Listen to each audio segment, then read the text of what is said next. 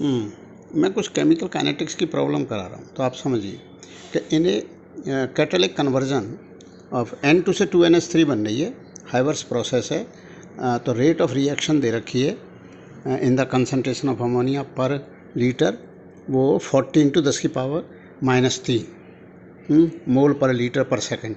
Ammonia इस rate से बन रही है। तो ये पूछा गया है कि हाइड्रोजन किस रेट से कंज्यूम हो रहा है। तो N2 + 3H2 = 2NH3। तो उसमें 2 है, 2 मोल बनेंगे, 3 मोल ख़त्म होंगे हाइड्रोजन के, तो उसके 2 मोल बनेंगे। अब जो 2 मोल हैं वो करस्पॉन्डिंग 40 है। तो जो चीज़ 40 बन रही है 2 के करस्पॉन्डिंग, तो 3 के करस्पॉन्डिंग क्या आएगा उसका 3/2 टाइम्स, तो 60 हो गया, 60 × दिस। अब नेक्स्ट है, if the concentration of the reactant is increase the rate of reaction. If the concentration of the reactant is increase the rate of reaction पूछा गया है, तो इंक्रीज हो जाती है। अब फॉर रिएक्शन 2A + B और कोई प्रोडक्ट बन रहा है, the active mass of B is kept constant and that of A is doubled, the rate of reaction will then. अब एक्चुअल में होता क्या है कि इसको डबल कर दिया गया। इसको डबल करने से तो जो रेट ऑफ रिएक्शन का होता है, वो रेट ऑफ रिएक्शन वो K × जो A की कंसंट्रेशन का स्क्वायर होगा 2A है × B होगा। तो अब इसको डबल करने से रेट ऑफ रिएक्शन जो है वो 4 टाइम्स हो जाएगी, क्योंकि होगा क्या, K × कंसंट्रेशन ऑफ A का स्क्वायर, क्योंकि 2A × B की कंसंट्रेशन। अच्छा, in a reaction 2A + B A to B बनना है, the reactant A will disappear at. अब देखो ये किस रेट से डिसअपियर होगा A, तो इसमें कंपैरिजन है। तो जैसे ये देखो आप कि 2 kg मावा और 1 kg चीनी मिलकर के 3 kg बर्फ़ी बन गई। तो मावा डबल लग रहा है B का, तो मावा जो डिसअपियर होगा वो डबल रेट से डिसअपियर होगा कि 2 kg अगर ये लगता है तो 1 kg चीनी है। तो फिर अभी इससे देख लो, क्योंकि इसके रेट ऑफ डिसअपियर इससे B से डबल है, तो twice the rate that B will decrease. तो B जिस रेट से डिक्रीज होगा A उसके डबल रेट से डिक्रीज होगा। अच्छा, और ये इसके जो मोल बनेंगे वो आप देख लीजिए, इसका जो A to B है, तो जिस रेट से ये कम होगा B, उसी रेट से इसके मोल इंक्रीज होंगे, क्योंकि यहाँ भी B पे भी 1 मोल है, यहाँ भी 1 मोल है इसका A to B का, लेकिन A के 2 मोल हैं, तो 2 मोल गायब होते हैं, तो 1 मोल बनता है किसका, बर्फ़ी का। तो यहाँ बर्फ़ी नहीं है, यहाँ पर 2A + B = A to B Laddu है। तो A to B लड्डू में ये इस तरह से, तो जिस रेट से ये डिसअपियर होगा उसके आधे रेट से B होगा, या B जिस रेट से डिसअपियर होगा उसके डबल रेट से ये होगा। और ये जो बनेगा इन 3 लड्डुओं से, 2 इसके और 1 मिलके ये 1 लड्डू बनेगा। तो ठीक है, तो B के डिसअपियर होने की रेट और A to B के इंक्रीज होने की रेट बराबर है। अब नेक्स्ट आ जाते हैं, एक catalyst increases the rate of reaction because. अब आप इसमें देखो कि किसकी वजह से रेट ऑफ रिएक्शन बढ़ जाती है। इंक्रीजेज द, ये जो है रेट ऑफ रिएक्शन बढ़ जाएगी, तो वो एनर्जी जो एक्टिवेशन है, इसको आप अपना वहाँ कन्फर्म करिए क्या है, क्योंकि मैं एक्चुअल में फिजिक्स का आदमी हूँ, तो मैथ्स और केमिस्ट्री भी मैं पढ़ाता रहता हूँ वैसे। For a given reaction 3A + B = C + D बना, तो rate of reaction can be, तो रेट ऑफ रिएक्शन के बारे में लिखना है। तो ये जो 3A, इसके 3 मोल ख़त्म, 3 मोल इसके 1 मोल से मिलके C का 1 मोल और D का 1 मोल बना है, तो इसी आधार से लिख दो। तो इसके डिसअपियर होने की रेट का 1/3, क्योंकि इसके 3 मोल जाएंगे जब इसका 1 मोल जाएगा, और इसका भी 1 बनेगा, तो इसमें भी नेगेटिव लगेगा, B में भी, और A में भी नेगेटिव लगेगा, क्योंकि A और B तो डिसअपियर होंगे और C और D बनेंगे। तो C के इंक्रीज होने, rate of increase of C बराबर rate of increase of D बराबर rate of decrease of B बराबर 1/3 rate of decrease of A। जहाँ डिक्रीज है वहाँ माइनस लगा दो, तो ये सही हो गया, -1/3 dA/dt बराबर -dB/t, और ये यहाँ पर dC/dt प्लस। तो ये अब देखिए नेक्स्ट सवाल, आप ये देखो इसका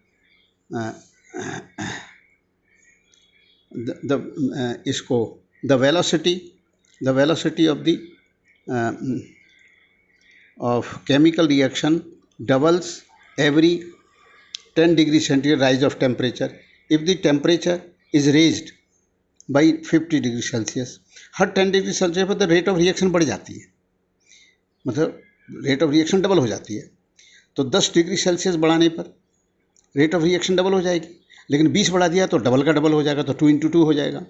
तो ऐसे ही 2 × 2 × 2 5 टाइम्स 2⁻⁵, क्योंकि हर 10 डिग्री सेल्सियस राइज पर रेट ऑफ रिएक्शन, तो 2⁻⁵ कितना हो गया, 10 राइज ऑफ टेम्परेचर बाई 50 बढ़ा दिया, and rise if the temperature is raised by 50 या 58, तो इसका आंसर होगा the velocity of the reaction increases to about 2⁻⁴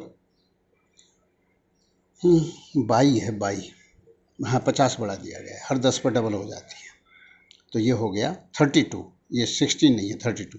the rate law for reaction A+2B = C+2D।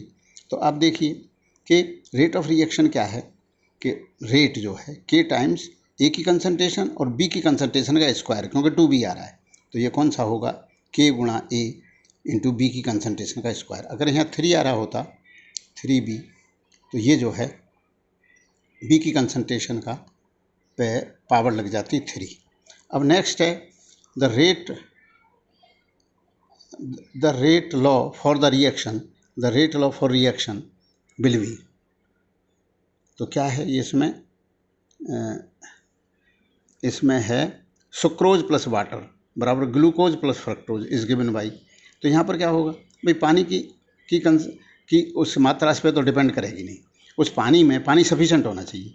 जितना ज़्यादा सुक्रोज डाल देंगे तो rate of reaction K × concentration of sucrose और वाटर पर पावर 0 आ जाएगी। अब ये जो है नेक्स्ट है, अब देखो the data for the reaction यहाँ दे रखे। अब इसमें ये पूछा है कि जो रेट लॉ है वो A की कंसंट्रेशन और B पे किस तरह से डिपेंड कर रहा है। तो हम एक चीज़ का इफेक्ट जानना चाहते हैं तो अन्य पैरामीटर को कांस्टेंट रखते हैं। अगर ये जानना चाहो कि भाई LN से सिलेक्शन की रेट और फलाना और किसी फिर जी किसकी ज़्यादा है, तो इसमें फिर स्टूडेंट्स दोनों को सेम क्वालिटी के दो, फिर इंस्टीट्यूट की वो हो जाएगी, पहचान हो जाएगी। और अगर तो फिर उसमें स्टूडेंट से कैपेबिलिटी के होने चाहिए। तो इसमें अगर हम A का इफेक्ट जानना चाहते हैं तो B की कंसंट्रेशन जहाँ समान है, तो पहले और तीसरे में B की कंसंट्रेशन समान है, 0.035 है, और ये 0.12 से 0.24 हो 0.024, तो डबल हो गई है। तो डबल से रेट ऑफ रिएक्शन मतलब सेम रही है। इसका मतलब A की कंसंट्रेशन पर रेट ऑफ रिएक्शन डिपेंड नहीं कर रही, रेट ऑफ रिएक्शन डिपेंड नहीं कर रही। अच्छा, अब जानना चाहें कि अपन B का इफेक्ट जानना चाहें तो ऐसी जगह ले लो जहाँ पर A की कंसंट्रेशन सेम रही हो। तो सेकंड और थर्ड कॉलम में 0.024 और 0.024, यहाँ 70 से 35 रहेगी, यहाँ 70 से 35, तो ये घट गई। मतलब ये 0.24 और यहाँ पर ठीक क्या हो गई, आधी, 70 से 35 आधी होने पर वो 1/8 हो गई। इसका मतलब 1/2 पे, मतलब 2 पे 1/, मतलब -1/3 पावर होगी। अब आप देखते हैं कहाँ पर है कि इसकी कंसंट्रेशन मतलब हाँ नहीं घटाने से घट गई, और 0.35 से 0.70 डबल करने से 8 टाइम्स हो गई। तो 2 की पावर, तो उस B की कंसंट्रेशन पे 3 पावर आ जाएगी। अब आप देखो 3 कहाँ है, B पे 3 और A पे 0 आएगा। तो A पे बस, तो B पे 3 लिख दी, और A पे 1 तो आ नहीं सकता क्योंकि A इंडिपेंडेंट है। तो B पे आएगा 3, तो ये तो गलत है, ये सही है B, क्योंकि A पे नहीं, किस पर नहीं डिपेंड कर रही थी, नहीं अपन ने क्या देखा था, अच्छा B पे नहीं कर 0.35, तो B को सेम रख के A की वजह से क्या हो गई थी पॉइंट B, अच्छा यहाँ देखना था तो सेम रही थी, तो A के तो इंडिपेंडेंट हो गई, A के हो गई इंडिपेंडेंट, क्योंकि A के बढ़ाने से यहाँ कुछ बड़ी नहीं थी। अच्छा, अब क्या काम करें,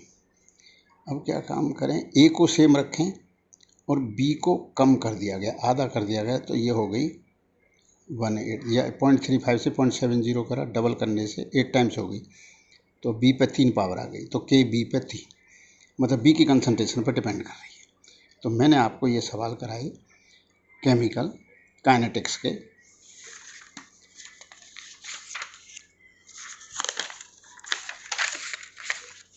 ये केमिकल काइनेटिक्स की प्रॉब्लम